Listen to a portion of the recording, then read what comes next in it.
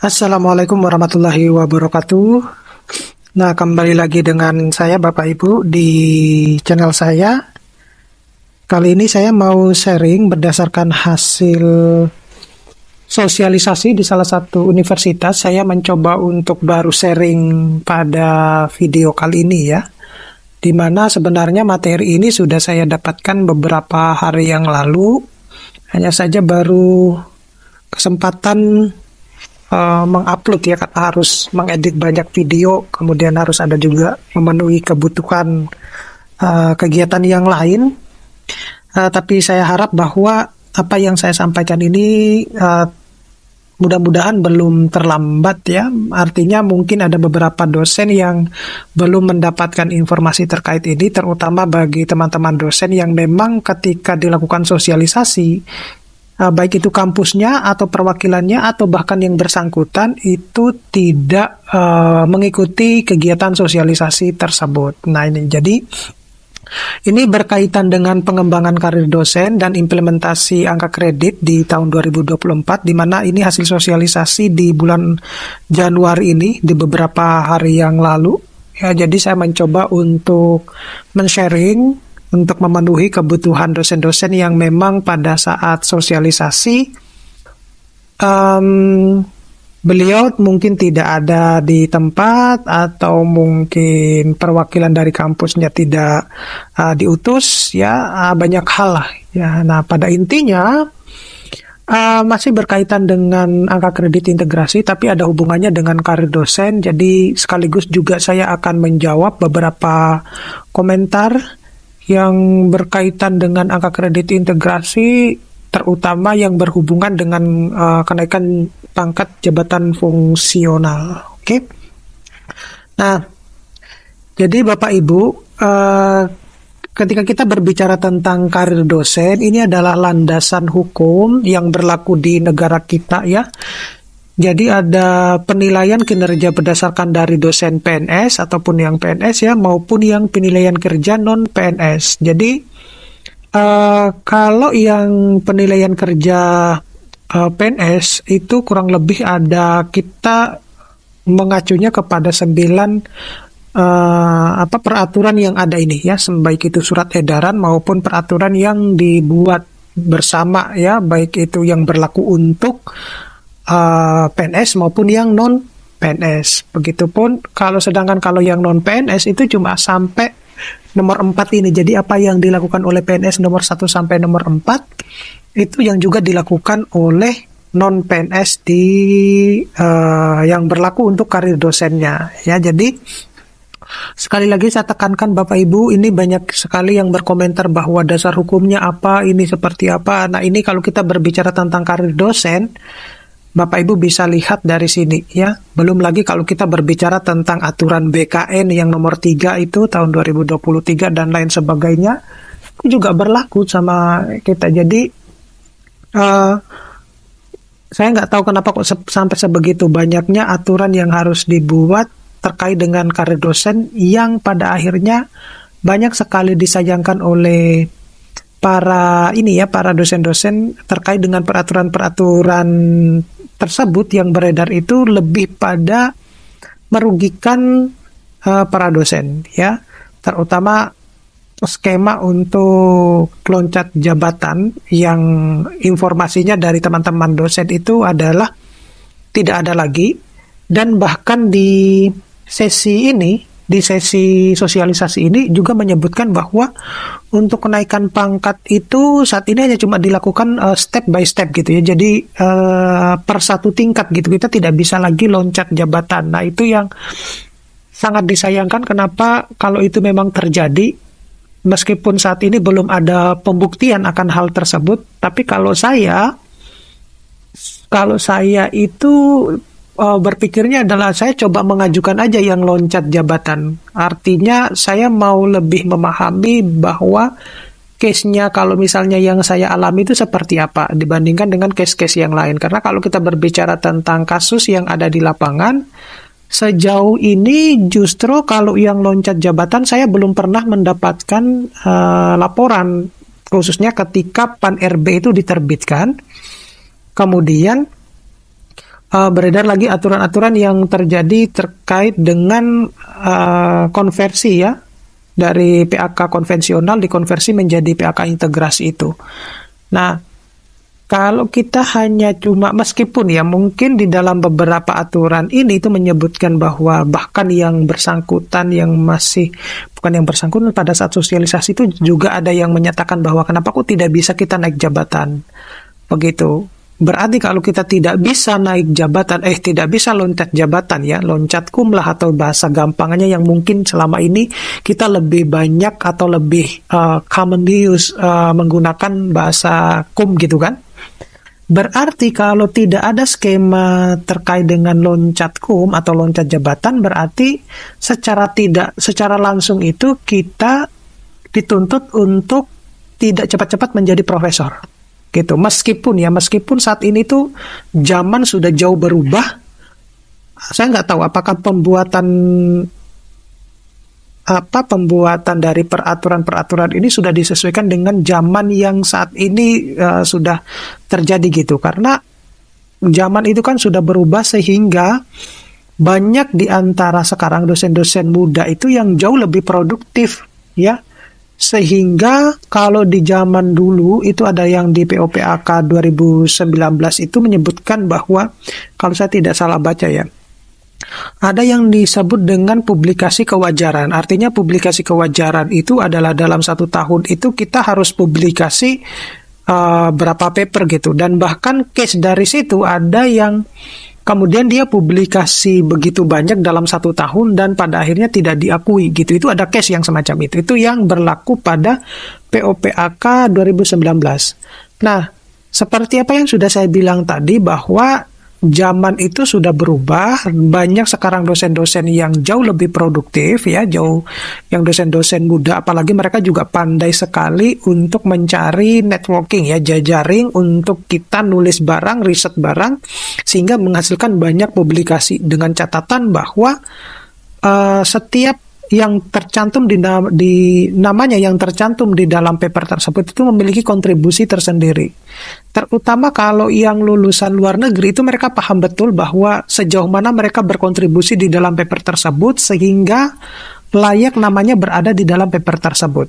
Nah, oleh karena itu berkaitan dengan produktivitasnya mereka, maka semestinya seharusnya dosen-dosen yang memiliki kontribusi yang besar atau yang produktif itu ya tetap harus mendapatkan apresiasi melalui aturan-aturan yang tidak menghalangi mereka itu untuk bisa menjadi profesor lebih cepat ya, dan tidak adanya ajuan atau tidak adanya statement bahwa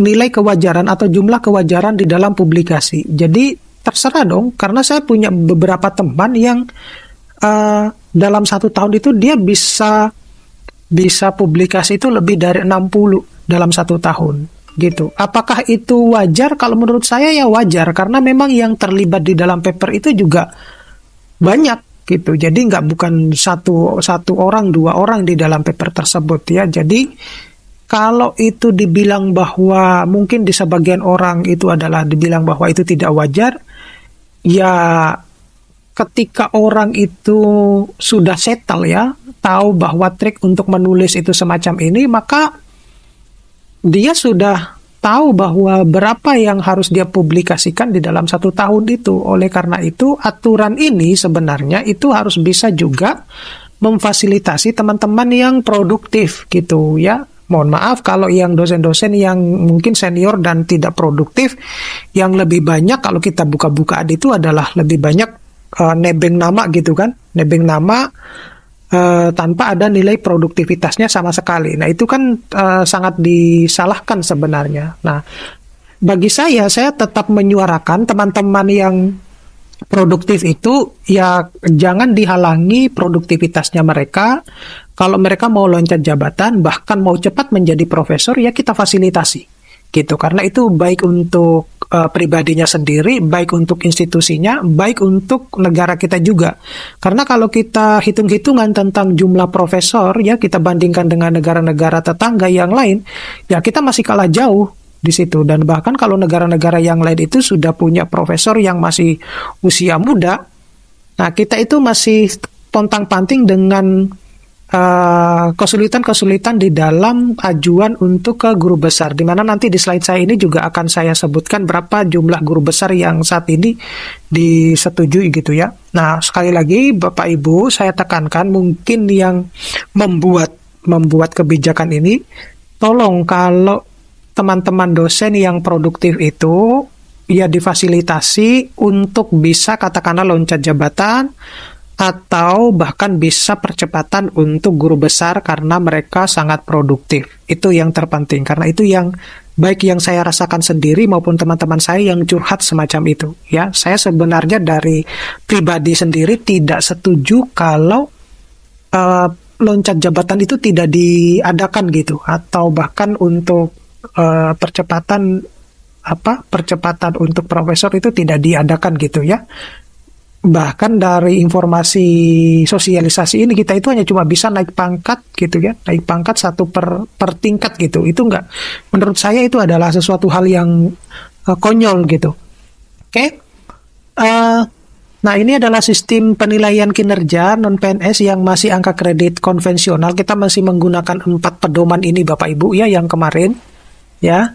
Bapak Ibu bisa lihat di sini ada penilaian kinerjanya berdasarkan dari Permenpan RB nomor 17, kemudian ada peraturan bersama yang dikeluarkan oleh Kemendikbud RI pada waktu itu di tahun 2014, kemudian berkembang lagi ya di tahun 2014 itu revisi ya Permendikbud RI nomor 92, kemudian muncullah yang namanya POPAK tahun 2019, bahkan ada yang versi revisinya gitu. Jadi saya pernah mengalami, saya yang pertama yang 2019 gitu, yang versi revisinya itu setelah angka kredit saya sudah keluar baru ada yang versi revisinya gitu. Nah, dari angka kredit konvensional ini kemudian muncullah aturan yang saat ini beredar sejak akhir pertengahan tahun 2023 sampai sekarang ini, yang kita dihebohkan dengan angka kredit integrasi dan konversi. Jadi kalau yang saya baca, kebiasaannya, mohon maaf yang sebesar-besarnya. Jadi kebiasaan yang membuat kebijakan itu biasanya memberikan informasi itu, kalau yang saya alami ketika di lapangan itu selalu dadakan gitu ya. Sama halnya ketika misalnya membuat aturan atau adanya perubahan kurikulum, misalnya dari kurikulum sekian kemudian menjadi kurikulum Merdeka Belajar gitu. Itu tanpa adanya sosialisasi yang jelas, kemudian tanpa adanya penilaian terlebih dahulu, atau bahkan tindak lanjut ya, apakah ini berhasil atau tidak, tiba-tiba harus sudah diberlakukan ke seluruh Indonesia gitu. Nah, sama halnya dengan ini ya, awal mula munculnya Permenpan RB itu kan juga cukup menghebohkan ya, cukup menghebohkan para dosen karena harus sudah berjibaku dengan hal-hal yang mungkin di luar dari kemampuannya ya. Kemudian habis itu diklarifikasi, saya bahkan sudah juga mengupload video dari klarifikasi berdasarkan dari surat edaran tersebut ya. Kalau Permenpan RB itu ternyata hanya cuma berlaku untuk yang PNS, tetapi tetap aja pada akhirnya muncul yang namanya angka kredit angka kredit integrasi ini ya, dari angka kredit konvensional yang dikonversi, yang cukup juga menurut saya cukup menghebohkan, dengan pada akhirnya muncul beberapa aplikasi, yaitu ada si ASN, kemudian Siladikti, dan sekarang itu adalah yang disepakati, ada juga yang di si Dewa. Nah, itu banyak sekali nih. Saya nggak tahu di 2024 ini juga entah itu aplikasi apa lagi nih yang akan muncul, padahal kita tahu betul bahwa pembuat aplikasi itu tidak ada yang gratis gitu. Jadi entah itu mau menghabiskan anggaran untuk membuat aplikasi yang seperti halnya kayak pencairan ini ya, kalau Bapak Ibu masih ingat ya, pencairan untuk TPP kita ya, atau tunjangan profesi dosen kita itu sudah dialihkan gitu kan. Nah, tiba-tiba itu hilang begitu aja gitu, nggak ada informasi terkait dengan itu. Nah, daripada uangnya itu dibuat untuk membuat aplikasi-aplikasi yang semakin membuat para dosen itu bingung, kenapa nggak dialihkan misalnya untuk ke biaya katakanlah untuk apa? Untuk penelitian ataupun bantuan yang lain lah semacam itu ya. Nah, itu yang menurut saya lebih bermanfaat daripada harus menciptakan banyak aplikasi yang membingungkan para dosen gitu.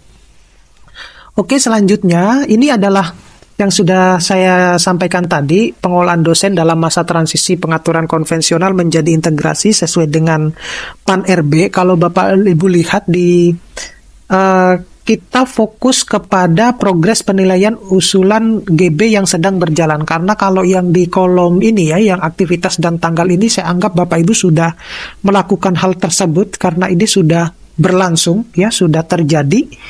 Yang beberapa dosen bahkan masih bertanya bahwa kenapa kok angka kredit integrasi saya belum muncul di Sister. Saya sudah menjawabnya bahwa khusus untuk dosen non PNS itu sampai detik ini, sampai saya membuat video ini itu belum juga dimunculkan gitu ya. Jadi sabar-sabar aja.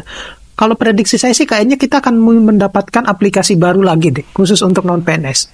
Sepertinya seperti itu ya. Nah, coba kita fokus kepada progres penilaian usulan guru besar yang sedang berjalan. Kalau kita lihat di sini, proses pengajuannya itu mulai yang terdata ya, mulai tahun 2021 hingga Agustus 2023. Di sini kalau kita lihat jumlah usulan guru besar itu tiap tahunnya meningkat ya, cukup drastis ya. Bahkan kalau yang tahun 2023 itu 2 kali lipat dari tahun-tahun sebelumnya. Kemudian guru besar yang disetujui juga itu cukup meningkat ya, di mana di 2023 itu setengahnya juga dari 2 kali lipatnya dari yang sebelumnya. Tetapi kalau kita mengacu ke per tahunnya, tentunya ini menjadi catatan tersendiri karena kalau kita lihat di ajuan di tahun 2023 yang mencapai 5.329 itu, kemudian yang disetujui itu hanya cuma bahkan tidak sampai setengahnya gitu ya, tidak sampai setengahnya. Oke, kalau kita melihat perbandingan antara tahun-tahun sebelumnya, oke meningkat. Tapi kalau kita melihat per case pada yang terjadi pada tahun itu, justru tidak ada yang setengahnya bahkan. Nah, itu yang semestinya menjadi PR ya. Bahkan yang banyak ditanyakan, terutama bagi teman-teman yang mengajukan untuk ke guru besar, dan ada beberapa penolakan yang menurut saya ketika mereka curhat ke saya itu adalah sesuatu hal yang kurang ya, sekali lagi ya mohon maaf konyol gitu mungkin ya, karena seperti yang sudah saya jelaskan di sebelumnya, ada salah satu dosen itu dia mengajukan ke guru besar ditolak hanya gara-gara ada publikasinya yang turun di tahun 2023, tertulisnya begitu. Jadi ya emang salah kalau kita punya publikasi yang baru gitu, kemudian mungkin belum kepake dan kita akan ajukan untuk tambahan ajuan ini. Itu kan menurut saya kan semestinya kan sah-sah saja, tetapi kenapa ditolak saya juga nggak tahu. Alasannya hanya cuma semacam itu. Nah, alurnya adalah semacam ini. Jadi proses pengajuan kenaikan jabatan transisi dari jumlah usulan guru besar yang mencapai 5.329 itu, yang disetujui itu adalah 2.490.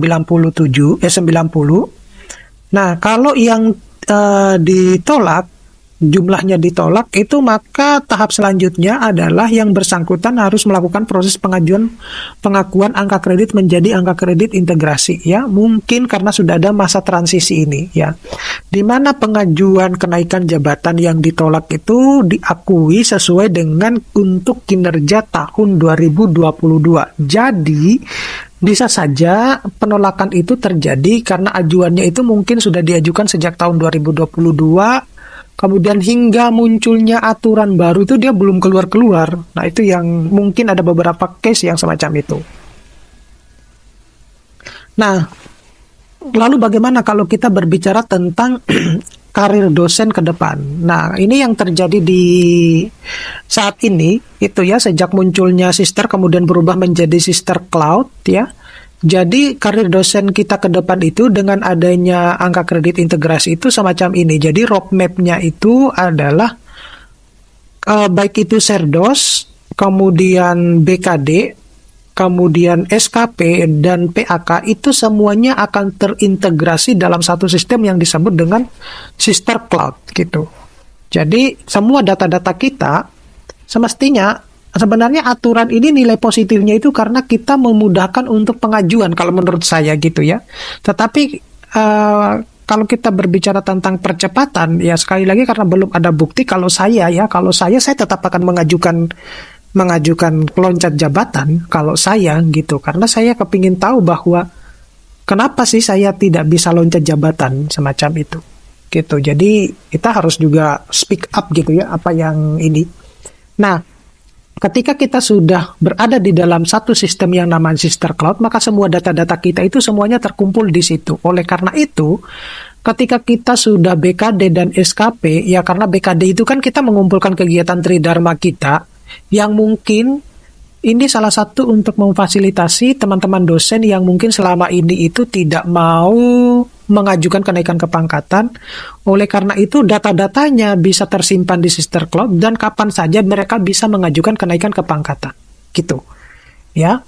Itu yang kalau yang saya baca nilai positifnya semacam itu. Jadi tidak perlu bahwa kita harus minta tanda tangan sini, tanda tangan situ, harus melalui rapat senat dan lain-lain. Pokoknya intinya semacam itu yang saya tangkap adalah untuk memudahkan kita pengajuan angka kredit ke depannya.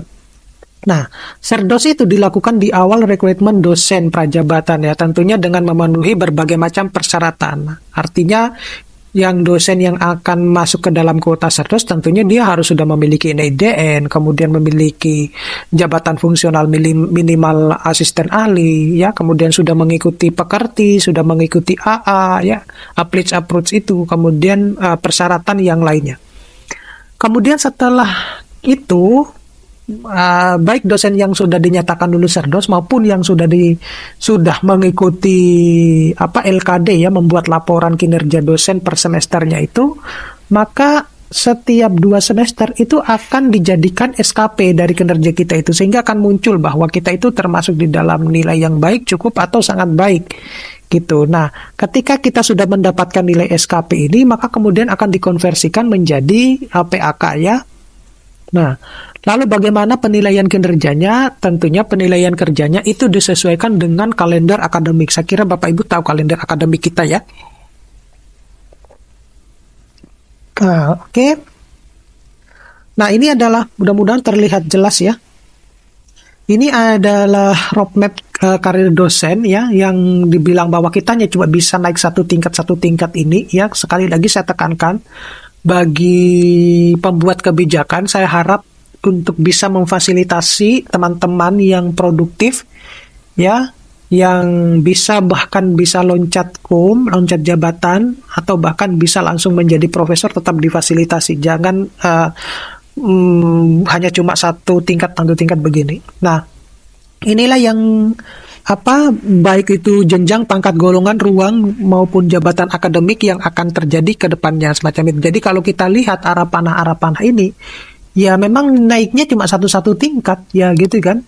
Gitu, itu yang ini. Padahal harapan kita itu kan bisa saja posisi yang dari lektor ini bisa loncat, misalnya kalau dia punya banyak publikasi dan sudah memenuhi komnya sampai 850 atau bahkan 1050, kenapa tidak gitu kan, untuk dia menjadi profesor gitu. Nah, begitupun yang asisten ahli bisa juga langsung ke lektor kepala gitu ya. Oke. Nah, saya kira itu Bapak Ibu yang bisa saya sampaikan. Terima kasih buat teman-teman yang terus mantau YouTube saya ya. Saya kebetulan punya 2 YouTube gitu ya. Jadi untuk yang pertama, yang paling atas itu ya berkaitan lebih banyaknya berkaitan dengan kegiatan dosen ya. Sedangkan yang bawah ini adalah YouTube saya yang lama, itu lebih kepada lebih kepada aktivitas-aktivitas mahasiswa. Jadi silakan Bapak Ibu pantau ini. Terima kasih yang sudah terus mendukung channel saya. Saya harap untuk terus menonton video-video saya secara full. Juga jangan lupa untuk mendukung dengan cara mengklik tombol subscribe, like, share, dan komen ya. Sebarkan video-video YouTube saya ke teman-temannya, semoga bisa bermanfaat. Terima kasih. Saya akhiri. Assalamualaikum warahmatullahi wabarakatuh.